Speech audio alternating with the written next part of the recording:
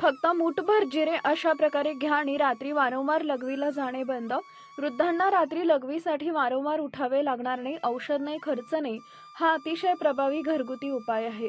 वयोवृद्ध झालं की सर्वात एक मोठा त्रास म्हणजे रात्री वारंवार लघवीसाठी उठावं लागतं.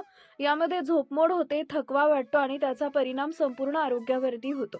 पण आज मी तुम्हाला असाच एक घरगुती उपाय सांगणार आहे जो अगदी स्वस्त आहे, मस्त आहे आणि सहज 100% नैसर्गिक आहे. ते मूठभर म्हणजे जिरे.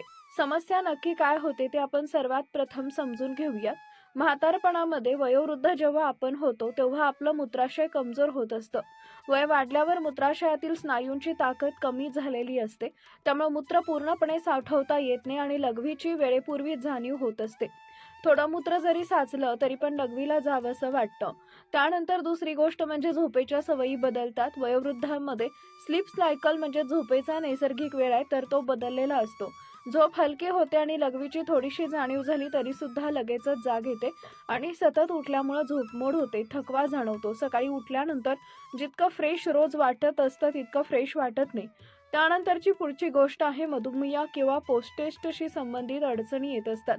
ज्या व्यक्तींना मधुमेह असतं तर त्यांच्या शरीरामध्ये साखरेचं प्रमाण वाढल्यामुळं वारंवार लघवीला जावं लागतं आणि मधुमेहींना विशेषतः रात्रीच्या वेळेसच लघवी जास्त येते. आणि प्रोस्टेट वाढ जी आहे पुरुषांमध्ये तर प्रोस्टेट ग्रंथी वाढल्यामुळं मूत्रमार्गावरती दाब येतो, त्यामुळे लघवी अर्धवट होते आणि वारंवार लघवीला जावं लागतं. त्यानंतर पुढचा महत्त्वाचा मुद्दा आहे की मूत्र नियंत्रित ठेवणाऱ्या स्नायूंचं नियंत्रण वयोवृद्ध व्यक्तींमध्ये कमी होतं. वयोमानानुसार पेल्विक मसल जे आहेत तर ते कमजोर होत जातात, त्यामुळे लघवी होण्याच्या क्रियेवरती पूर्ण नियंत्रण राहत नाही. कधी कधी गळतीसारखी परिस्थिती सुद्धा निर्माण होत असते. आता या सर्व गोष्टी जेव्हा होतात तर त्याच्यावरती नक्की उपाय काय करायला हवेत.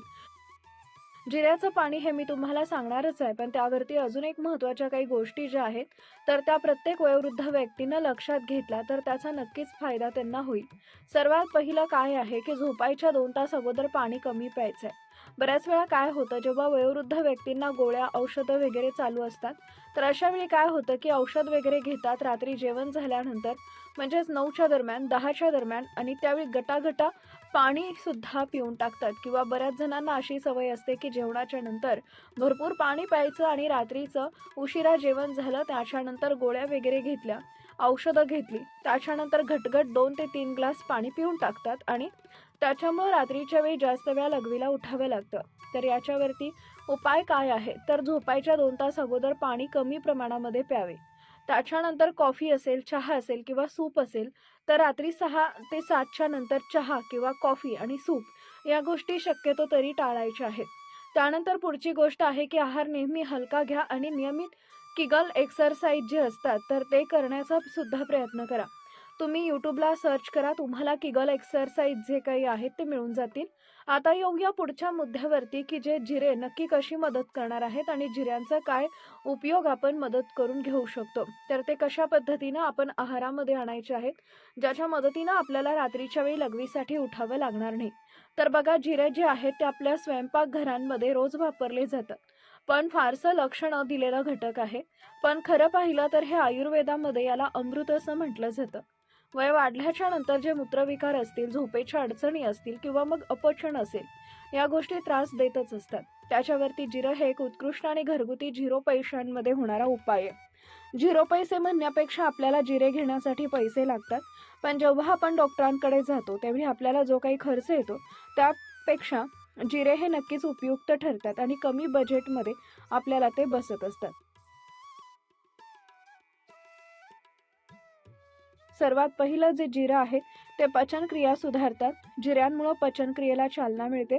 वयस्कर व्यक्तींमध्ये पचनसंस्था मंदावलेली असते, गॅसेस, ॲसिडिटी वगैरे होतच राहतं.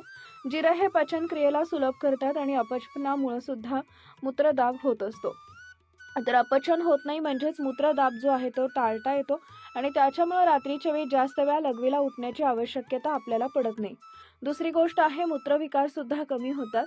जिऱ्यामध्ये डायऱ्युटिक प्रॉपर्टीज असतात, म्हणजे शरीरातील पाणी योग्य पद्धतीनं बाहेर टाकायला हे डायऱ्युरेटिक प्रॉपर्टीज आपल्याला मदत करत असतात. यामुळे मूत्राशयावरचा अनावश्यक दाब जो आहे तर तो कमी होतो आणि रात्री लघवीसाठी उठण्याच्या वेळासुद्धा आपोआपच कमी होत असतात. पुढचा महत्त्वाचा मुद्दा आहे मूत्राशयावरती दाब कमी करतो. मूत्राशयावर जेव्हा अन्न न पसरल्यामुळं पित्त किंवा गॅसेसनं दाब येतो तेव्हा लघवीसाठी वारंवार आपल्याला उठावं लागतं. पण जेव्हा तुम्ही जिऱ्यांचं सेवन करता तर हे जिरे जी लक्षणं आहेत तर ती कमी करतात आणि संपूर्ण पोट आपलं हलकं करण्यास मदत करते.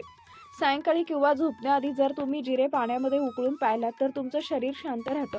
लघवीची तातडी कमी होते. त्याचबरोबर झोपसुद्धा लागण्यासाठी खूप जास्त सोयीस्कर पडतं. त्याचबरोबर पुढचा मुद्दा आहे सूज आणि पाय गार पडणं. यावर देखील हे जिरे मुबलक प्रमाणामध्ये फायदेशीर ठरतात. वयस्करांमध्ये रात्री पाय सुजणं किंवा थंडी वाजून येणं यासाठी जिरे उपयोगी ठरत असतात. थोडक्यात काय तर मुठभर जिरे, कोणताही साईड इफेक्ट नाही, खर्च नाही, औषध नाही, फक्त रोजची एक नैसर्गिक सवय. आता हा जो काही आजार आहे तो पुरुषांमध्ये सुद्धा दिसून येतो आणि स्त्रियांमध्ये सुद्धा. तर वृद्ध स्त्रिया जेव्हा असतात, खास करून ज्या महिला एकाहून अधिक बाळंतपण झालेली असतात, त्यांचा पेल्विक फ्लोअर जो आहे तर तो कमजोर झालेला असतो. त्यामुळे मूत्र साठवून ठेवणं त्यांना सुद्धा कठीण होतं. वृद्ध पुरुष आणि स्त्रियांमध्ये दोघांमध्येही असं आपल्याला सहजपणे पाहायला मिळतं की थोडंसं मूत्र साठलं तरी सुद्धा लगेचच जाण्याची घाई होते. आता या समस्यांवरती नक्की काय उपाय करू शकता तर तुम्हाला अगोदर थोडेसे सोपे उपाय सांगितले आहेत की पाणी झोपण्याच्या अगोदर खूप जास्त प्यायचं नाही किंवा सूप, चहा वगैरे या गोष्टी संध्याकाळी 6च्या नंतर टाळायच्या आहेत. या गोष्टी तर तुम्ही करूच शकता, पण त्याचबरोबर बघा पाणी आणि द्रव पदार्थ जे काही आहेत तर ते दिवसभरामध्ये वेळेवरती घ्या. म्हणजे दुपारी 3च्या अगोदर तुम्ही जास्तीत जास्त पाणी किंवा द्रव पदार्थ जास्तीत जास्त प्रमाणामध्ये घ्यायचे. झोपायच्या 2 तास अगोदर पाणी कमी करा. संध्याकाळनंतर सूप, चहा, कॉफी हे जे पेय आहेत ते तर आपल्याला घ्यायचेच नाहीयेत. मी तुम्हाला अगोदर पण सांगितलंय. आता जिऱ्यांचा काय उपयोग करून घ्यायचा आहे तर बघा काय करायचंय. 1 टेबलस्पून म्हणजेच 1 मूठभर जिरे जे आहेत ते तुम्हाला घ्यायचे आहेत. ते हलकेसे कोरडे तव्यावरती म्हणा किंवा कढईमध्ये खमंग वास येईपर्यंत भाजून घ्यायचे. आपणा सर्वांना माहित आहे की जिरे आपण जेव्हा भाजायला घेतो तेव्हा त्याचा एक खमंग वास सुटतो. तो वास येईपर्यंत आपल्याला ते भाजत राहायचे. गॅस हलका ठेवा, खूप फुल करू नका आणि कोरडेच ते भाजून घ्यायचे आहेत. त्यामध्ये तेल वगैरे आपल्याला टाकायचे नाहीत. सायंकाळी 6 ते 7 वाजेच्या सुमारास 1 कप कोमट पाण्यामध्ये ते हे जे जिरे आहेत ते भिजत ठेवायचे. झोपायच्या 15 ते 20 मिनिटं अगोदर हे पाणी उकळून गाळून घ्यायचे आणि हे पाणी आपल्याला पिऊन टाकायचे. आता रोज सलग 7 दिवस तुम्हाला हा उपाय जो आहे तो करून बघायचा आहे. त्याचा तुम्ही स्वतः अनुभव घ्याल, पण हे जे काही 7 दिवस सलग तुम्हाला करायचं आहे. संध्याकाळी जिरे जे आहेत तर ते थोडे भाजून घ्यायचे. नंतर 15 ते 20 मिनिटं झोपण्याच्या 15 ते 20 मिनिटं अगोदर हे पिऊन टाकायचे आहेत. पण संध्याकाळी 6 ते 7च्या दरम्यान आपण हे भिजत ठेवा. म्हणजे 3 ते 4 तास व्यवस्थितरित्या भिजतील आणि तेच पाणी जे आहे ते आपल्याला झोपण्याच्या अगोदर पिऊन घ्यायचं आहे. हा उपाय केवळ लघवीसाठीच नाही तर संपूर्ण शरीराच्या अनेक गोष्टींसाठी सुद्धा याचा खूप जास्त 100% फायदा होत असतो. याच्यामुळे काय होतं, जिरं आपणा सर्वांना माहीत आहे म्हातार वयामध्ये आपल्याला ॲसिडिटी, गॅसेस याचे त्रास सर्वात जास्त होत असतात आणि हेच कमी करण्यासाठी सुद्धा जिऱ्यांचा खूप जास्त चांगला फायदा होत असतो. त्याचप्रमाणे मित्रांनो, बद्धकोष्ठतेपासून सुद्धा तुम्हाला हा आराम मिळणार आहे. झोप अधिक गाढ लागते, त्यामुळे वारंवार आपल्याला जी काही मनाची भावना तयार होते की आता मला लघवीला उठावे लागेल, तर ही भावना कमी प्रमाणामध्ये तुमच्या शरीरामध्ये तयार होईल. त्याचबरोबर तुमची पचनशक्ती सुद्धा सुधारते. जसं जसं वय वाढत जातं तसं तसं पचनशक्ती सुद्धा कमजोर झालेली असते. पण जर तुम्ही असं जिऱ्याचं पाणी पिलात तर पचनशक्ती सुद्धा सुधारते, पायातील सूज सुद्धा कमी होण्यास मदत होते आणि वारंवार लघवीला जाणं सुद्धा कमी होतं.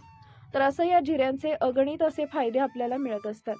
पण यासाठी आपण काय करायला हवं तर सलग 7 दिवस हा उपाय करून तर बघा. जर याचा रिझल्ट मिळाला तर तुम्ही हा उपाय जो आहे तो कंटिन्यू करू शकता. आता बघा, उपाय घरगुती असला तरी याच्यामध्ये काळजी घेणं गरजेचं असतं. यासाठी नक्की कोणत्या व्यक्तींनी काळजी घेतली पाहिजे तर बघा, मधुमेह आणि उच्च रक्तदाब असलेल्या व्यक्तींनी डॉक्टरांचा सल्ला घेतल्याशिवाय जिऱ्यांचा उपयोग करू नका. जास्त प्रमाणामध्ये जिरे घेऊ नका, कारण जेव्हा काही गोष्टी आहेत तर त्यांचा अतिरेक होतो तर त्याचा तोटा हा नक्कीच होत असतो. त्याच्यामुळे या गोष्टीचा अतिरेक करायचा नाही. मित्रांनो, कधी कधी तुम्हाला 7 दिवस सलग घ्या आणि त्याच्यानंतर कधी कधी रोज न घेता दिवसाआड घेणं सुद्धा योग्य ठरतं. कारण जिरं हे शरीरासाठी उष्ण असतात आणि ते रोजच्या रोज तुमच्या शरीरामध्ये जिऱ्याचं पाणी जाणं देखील योग्य नाही. तर 7 दिवस कंटिन्यू करून बघा. जर तुम्हाला त्याच्यामध्ये फरक जाणवला तर नक्कीच तुम्ही पुढे सुद्धा हे करू शकता. पण 1-2 दिवसाचा गॅप ठेवून तुम्ही हे करायचंय. तर आता या उपायाला परिणाम काही दिवसांमध्ये दिसतो. याचा एक अनुभव तुम्हाला सांगायचा आहे. एक आजी आहेत सुशीलाबाई म्हणून. तर त्यांना दररोज 3 ते 4 वेळा रात्रीचं लघवीसाठी उठावं लागायचं. त्यांची झोपमोड व्हायची. झोपमोड झालं की शरीर थकायचं आणि एके दिवशी हा उपाय त्यांनी सुरू केला. कारण दुसऱ्या दिवशी उठल्यानंतर त्यांना जितकं फ्रेश झोप झाल्यानंतर तरुणपणामध्ये वाटत होतं, तितकं त्यांना फ्रेश वाटत नव्हतं. म्हणून त्यांनी हा उपाय करायला घेतला. जिरे जे आहेत ते पाण्यात भिजवून त्यांनी पिलेले आहेत आणि 7 ते 8 दिवसांमध्ये त्यांना फरकसुद्धा जाणवला. त्यांना झोपसुद्धा चांगली लागू लागली आणि आता एकदा त्या झोपल्यावर सरळ सकाळीच उठत असतात, सकाळी 6 वाजता. तर या ज्या काही गोष्टी आहेत, त्या गोष्टी केल्या तर नक्कीच तुम्हाला फायदा होत असतो. तुम्ही सुद्धा हा उपाय तुमच्या रोजच्या दैनंदिन जीवनामध्ये करून बघा आणि त्याचबरोबर तुम्ही जे काही जिरे आहेत तर त्याचा हा उपाय केल्याच्यावर तुम्हाला नक्की त्याचा काय अनुभव आला मला सुद्धा कमेंट बॉक्समध्ये नक्की सांगा. जेणेकरून आपले जे काही बघणारे व्यक्ती आहेत त्यांना सुद्धा याचा अनुभव रिझल्ट कसा नक्की आहे हे जाणून घेता येईल.